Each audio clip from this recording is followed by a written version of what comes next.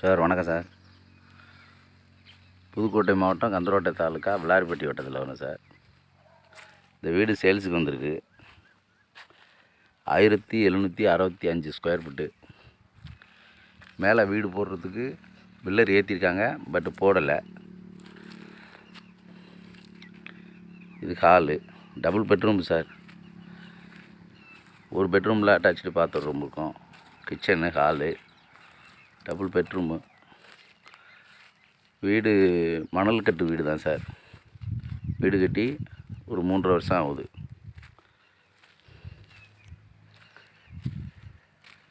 சாவி இல்லை, அதனால் வெளில மட்டும் இது பண்ணுறேன். மொத்தம் 1765 ஸ்கொயர் ஃபீட்டு சார். இந்த வீடு சேல்ஸுக்கு வந்திருக்கு.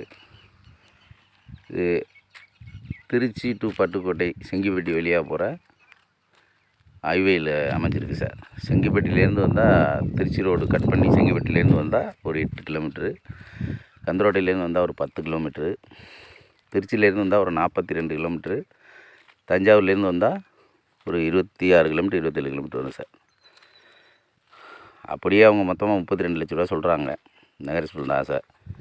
கட்டடம் மட்டும் 1300 ஸ்கொயர் ஃபீட்டில் இருக்குது சார். கிட்டத்தட்ட 13 சதுரம் 13.5 சதுரம் வீடு இருக்குது சார். இந்த ரோடு பெரிய ரோடு. திருச்சி டு கந்தரோட்டை வழியாக பட்டுக்கோட்டை போகிற பெரிய ரோடு. இந்த கேட்டு தெரியுது பார்த்தீங்களா, அதான் ரோடு.